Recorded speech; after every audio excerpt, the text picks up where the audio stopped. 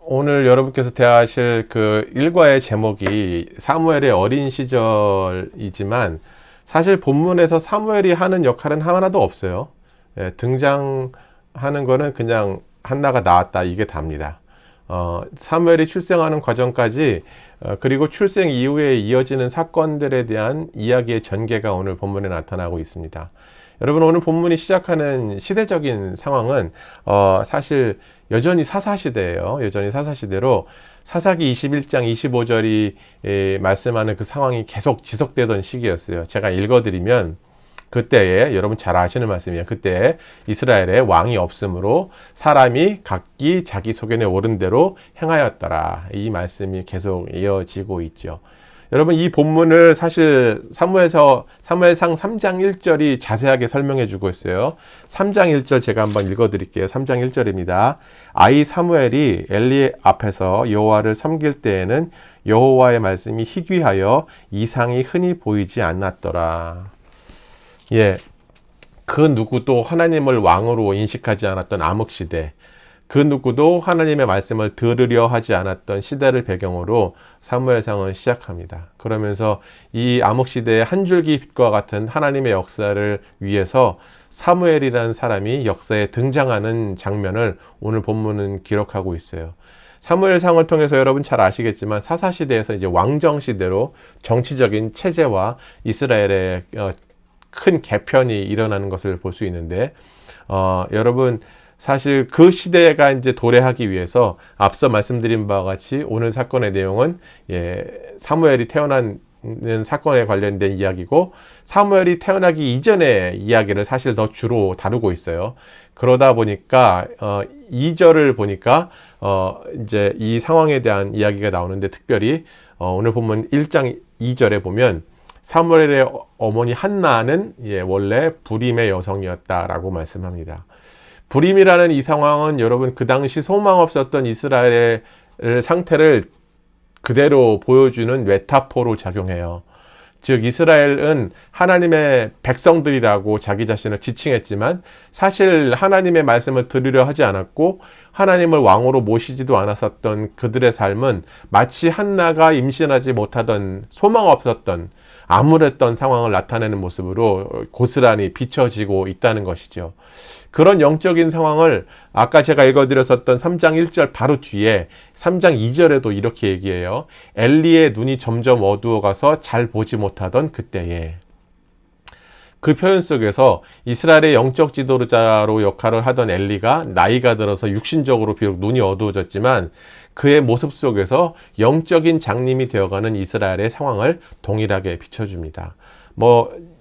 엘리 대제사장 같은 경우에 나이가 들어서 눈이 어두운 것도 있겠지만 영적인 안목도 확실히 떨어졌던 것을 여러분들께서 보시고 결국 하나님께서 그 엘리 제사장에 대한 가문에 대한 심판도 이루어지는 것을 볼 때에 그 역할을 제대로 감당하지 못했었던 영적으로 정말 육신적으로 뿐만 아니라 영적으로도 어두워져가는 그의 상황들을 성경은 우리에게 말씀합니다. 불임이었던 한나의 소망 없는 상황에서 아시는 바와 같이 남편 엘가다는 가문의 대를 잇기 위해서 두 번째 아내를 얻게 되었고 두 번째 얻은 아내는 다행히도 자녀를 잘 출산했습니다. 자녀를 얻기 위해서 두 번째 아내를 이제 얻은 것인지 성경에서는 사실 그렇게 나와 있진 않죠. 아니면 그냥 일부 다처제 식으로 또 다른 아내를 취한 건지 모르겠지만 어쨌든 두 번째 아내는 잘 자녀들을 출산했어요. 두 번째 아내인 분인나가 출산을 잘함에 따라 정실이었던 한나는 더욱 설 곳이 좁아지게 되었죠. 특히나 여러분 사극이나 드라마 같은 거 잘 보시고 현재도 조금 남아있긴 하지만 이 당시에 자녀를 낳지 못했다는 것은 여인으로는 아주 큰 실패감을 또는 좌절감을 느끼게 하는 것이었죠. 자녀를 특히 아들을 낳는다는 것은 아내로 자신의 기업의 대를 이을 수 있도록 하는 기여를 하는 거였고 결국 노년에 자기 자신의 인생을 보장받을 수 있는 보험과 같은 역할을 자녀가 했기 때문에 특히 아들이 했기 때문에 출산을 하되 아들을 낳는다는 것은 참 중요한 일이었습니다. 그런데 출산을 하지 못하는 아픔도 한나를 힘들게 하는 상황에서 6절과 7절을 보니까 한번 읽어드릴게요. 6절과 7절에 이렇게 나와 있어요. 여호와께서 그에게 임신하지 못하게 하심으로 그의 적수인 분인나가 그를 심히 격분하게 하여 괴롭게 하였더라. 매년 한나가 여호와의 집에 올라갈 때마다 남편이 그와 같이 하매 분인나가 그를 격분시키므로 그가 울고 먹지 아니하니. 예, 두 번째 아내였던 분인나는 한나를 격분하게 할 정도로 못살게 굴었던 것을 본문은 알려줍니다. 이렇게 분인나가 한나를 힘들게 했었던 이유는 아마도 4절과 5절에 나타난 바와 같이 엘가나가 재물의 분깃을 나누어 줌에 있어서 공평하게 하지 않았었던 이유도 있었을 거예요. 뭐 그 당시 장자를 낳게 되면 여러분 보통 몫의 2배를 주었잖아요. 그럼 장자를 낳은 아내 분인나에게 몫의 2배를 줘야 함에도 불구하고 엘가나는 자신이 여전히 더욱 사랑하는 정실이었던 한나에게 몫을 2배나 주는 어처구니 없는 행동을 좀 했습니다. 그리고 여러분 분인나 입장에서 엘가나의 이런 행동은 자신보다 한나를 더욱 사랑하는 공정하지 못한 사랑으로 느껴졌을 것이고 그 집안의 대를 잇도록 애쓴 자신의 모든 수고에 대한 인정도 받지 못한 것이라 여겼을 것입니다. 그러니까 인간적인 입장에서 볼 때 분인나의 눈에도 한나는 늘 가시와 같은 존재였던 것이죠. 그러니까 사실 여러분 본문의 주제를 염두에서 볼 때 사무엘을 드러내고자 한 이야기의 내용 때문에 한나의 어려움과 고난이 좀 더 부각되는 것처럼 보이지만 사실 여러분 분인나의 입장에서도 그 여인 나름의 고통과 아픔은 충분히 억울하고 힘든 거였어요. 본인도 남편 엘가나에게 충분한 사랑을 못 받았을 뿐더러 분깃도 훨씬 더 적게 받고 공평하지 못한 처우를 받은 것이 얼마나 억울했겠습니까? 어쨌든 불임이었던 한나의 고통 속에서 그녀가 그 상황을 타개할 수 있는 방법은 하나님 앞에서 엎드리는 것이었다라는 것을 성경은 이야기해요. 그래서 10절을 보니까 그녀가 기도하기 시작했고 맨 처음에는 소리내서 기도했겠죠. 나중에 이제 한참 시간이 지나가다 보니까 기운도 빠지고 그래서 큰 소리 내서 기도하지 못했는지는 모르겠지만 어쨌든 중얼중얼 기도하기 시작하니까 그 모습을 지켜보던 엘리 제사장이 한나가 술에 취한 줄로 알았다는 것을 본문은 이야기합니다. 그런 엘리 대제사장에게 한나가 15절과 16절과 같은 대답을 해요. 근데 이 부분을 세번역 성경으로 제가 읽어드릴게요. 세번역 성경으로. 한나가 대답하였다. 제사장님, 저는 술에 취한 것이 아닙니다. 포도주나 독한 술을 마신 것이 아닙니다. 다만 슬픈 마음을 가눌 길이 없어서 저의 마음을 주님께 쏟아 놓았을 뿐입니다. 주님께 쏟아 놓았을 뿐입니다. 이 종을 나쁜 여자로 여기지 마시길 바랍니다. 너무나도 원통하고 괴로워서 이처럼 기도를 드리고 있습니다. 라고 세번역 성경은 설명하고 있습니다. 즉 하나님 앞에 엎드리는 행위, 자신의 심정을 들어줄 유일한 분으로 한나는 하나님을 찾았다는 것이고 그 하나님 앞에서 그동안 자신을 힘들게 했었던 모든 상황들에 대해서 쏟아놓는 심정으로 기도하기 시작했다는 거예요. 그리고 그렇게 기도하고 17절에서 엘리 제사장의 위로가 있은 뒤에 18절에 보니까 한나의 태도가 180도 변하는 모습을 보여줍니다. 18절 한번 볼까요? 18절 봅니다. 이르되 당신의 여종이 당신께 은혜 입기를 원하나이다. 엘리가 이렇게 이제 축복한 뒤에 이렇게 대답하죠. 하고 가서 먹고 얼굴에 다시는 근심빛이 없더라. 여러분 하나님께서 한나에게 아들을 낳도록 허락하시겠다고 약속해 주신 것도 아닌데 한나의 태도가 변한 것을 성경 본문은 얘기합니다. 특별히 17절과 18절 사이에 어떤 일이 일어나는지 정확하게 말하면 18절에 한나가 대답하고 얼굴빛에 근심이 없어지는 그 사이에 어떤 일이 있었는지는 알 수 없어요. 그저 유추할 수 있는 것은 하나님께서 한나로 하여금 그 상황을 이겨내고 견뎌낼 수 있도록 바꾸셨을 것이다 라는 사실뿐입니다. 더 기가 막힌 것은 그녀를 둘러싸고 있는 상황은 변한 것이 없는 거예요. 여러분 돌아왔죠. 기도하고 돌아왔죠. 바로 아이를 낳은 것도 아니잖아요. 여전히 분인나의 잔소리와 공격은 지속됐을 거예요.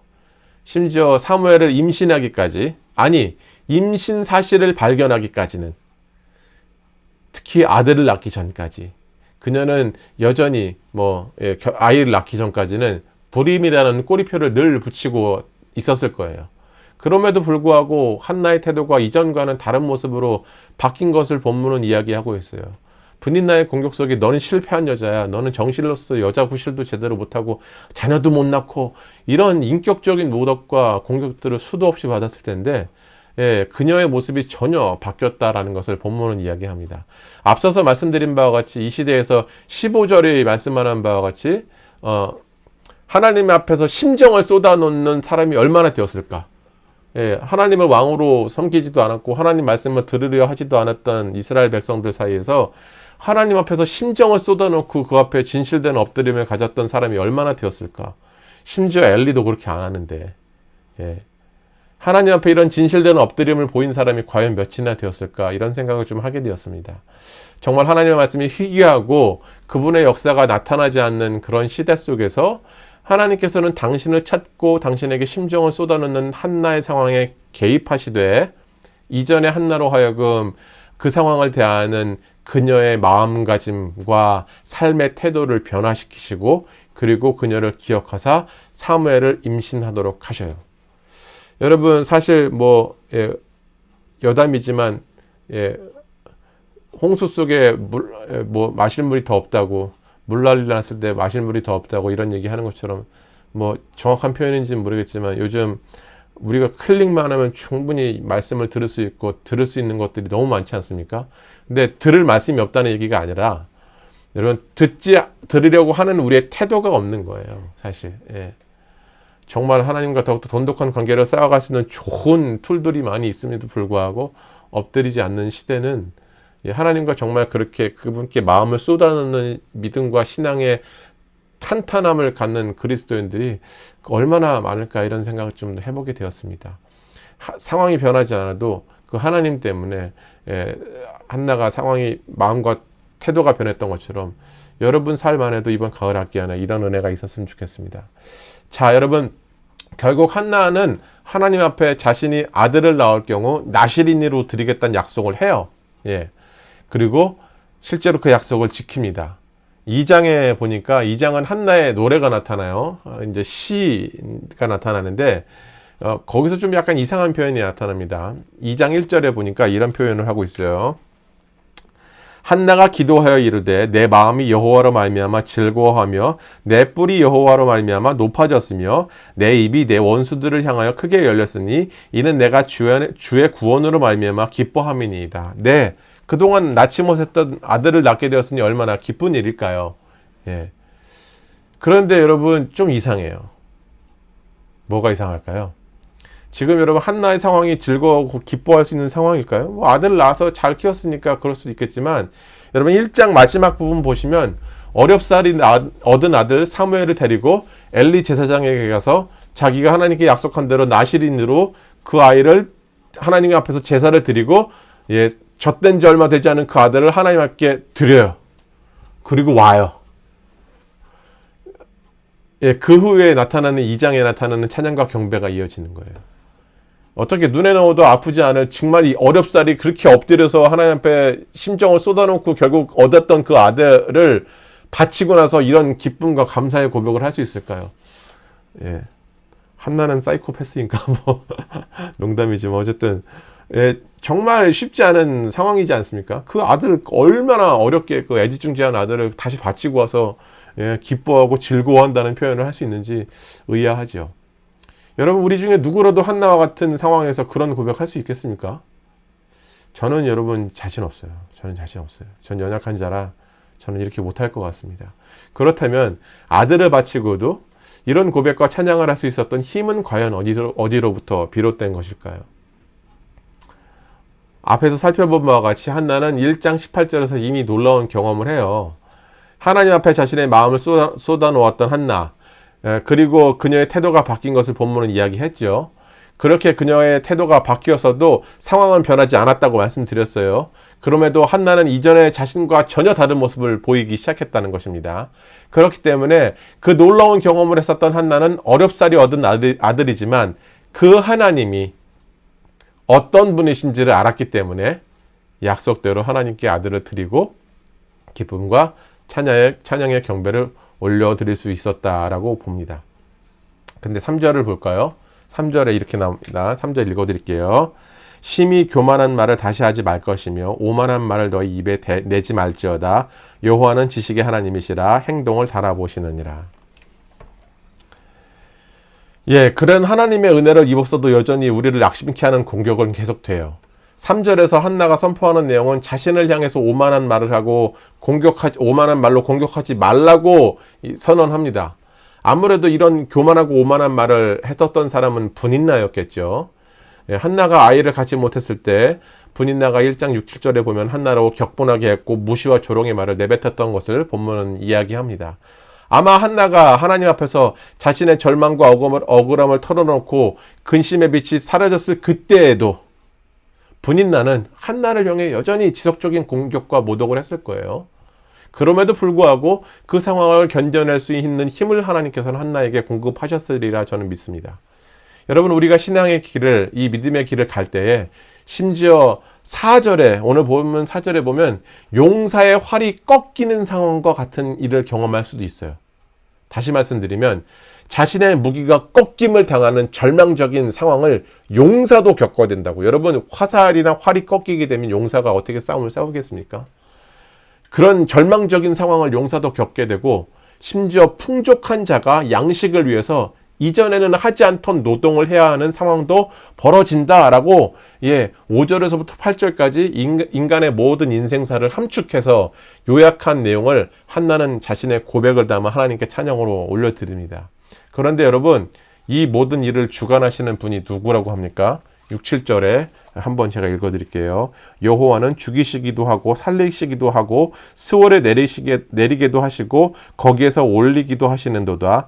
여호와는 가난하게도 하시고 부하게도 하시며 낮추기도 하시고 높이기도 하시는도다. 이 모든 일을 주관하시는 분이 하나님이라고 고백해요. 즉 인간의 생사화복은 하나님 손에 달려있다라고 한나는 선언하고 있어요. 그리고 9절에 심지어 한나는 이렇게 고백을 합니다. 9절 읽어드릴게요. 그가 그의 거룩한 자들의 발을 지키실 것이요 악인들을 흑암 중에서 잠잠하게 하시리니 힘으로는 이길 사람이 없음이로다. 하나님께서 어떤 자들을 지키신다고 합니까? 거룩한 자들이라고 이야기해요. 이 부분을 세번역 성경으로 보면 주님께서는 성도들의 발걸음을 지켜주시며 라고 표현해요. 여러분, 우리의 삶이 진토에 처할 수도 있어요. 활이 꺾인 상황을 경험할 수도 있지만 분명한 것은 우리의 발걸음을 하나님께서 지키고 계시다는 사실이에요. 한나는 그렇게 얘기해요. 고난과 아픔과 수많은 모욕을 당했었던 그 여인은 자신의 인생에 개입하신 하나님을 향해 그렇게 고백하고 그렇게 힘겹게 얻었던 아들을 다시 올려드리고 바쳐드리면서도 이렇게 얘기해요. 여러분께서 제가 방금 전에 읽어드린 이 9절의 말씀을 사무엘상을 대하는 이 여정 동안 잘 기억해 주시길 바랍니다. 이번 한 학기 동안 우리의 발을 지키시는 분, 우리로 실족하지 않도록 인도하시는 분, 그분이 우리 하나님이라고 고백하는 한나의 이 고백의 내용들을 여러분 이번 한 학기 동안 잘 기억하시고 머릿속에 심지어 마음속에 담아 주시기를 바랍니다. 우리는 앞으로 여러분 사무엘상의 여정을 계속 지속하면서 내게 있어서 하나님이 어떤 분이신가를 계속 살펴볼 거예요. 왕이 없던 그 시대, 그래서 자기의 소견대로 행하던 그 시대에도 결국 왕이 세워져서 왕정체제로 강력한 왕국을 이루어가는 그 시대에도 여전히 하나님은 그들의 왕이셨음을 성경은 이야기합니다. 제가 개인적으로 존경하고 좋아하는 목사님이 설교에서 이런 얘기를 들은 적이 있어요. 우리가 믿는 하나님이 누구인지 알면, 그분이 어떤 능력을 가진 분인지를 알면 현실을 대하는 우리의 태도는 바뀌게 될 것입니다. 이런 얘기를 하신 적을 설교를 통해 들은 적이 있어요. 여러분, 성경은 지속적으로 우리에게 알려줘요. 때로는 성경이 말씀하는 그 내용이 나의 마음 가운데 와닿지 않을 정도로 하나님은 너무 멀게만 느껴질 때도 있어요. 그러나 성경은 분명히 진실을 이야기하고 역사를 통해 얘기합니다.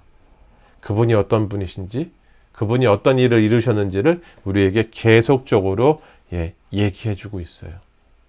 이번 가을학기 에제르 예배를 통해서 자매님들 안에 하나님이 어떤 분이신지를 다시 한번 깊이 확인하게 되시기를 바라고, 늘 그 하나님께 심정을 쏟아 놓는 깊은 관계를 세워가시는 가을 되시기를 원합니다. 특히 여러분의 소그룹 안에서 자매님들 속에서 그 관계 속에서 하나님이 어떻게 일하시고 어떤 모습으로 나타나시고 어떻게 인도하시는지 어떻게 여러분의 발을 지키셨는지 함께 깊이 나누시면서 힘든 믿음과 신앙의 여정이지만 함께 힘을 얻고 소망을 얻으시는 귀한 가을 학기 예절이 예배 되기를 소망합니다. 기도하겠습니다.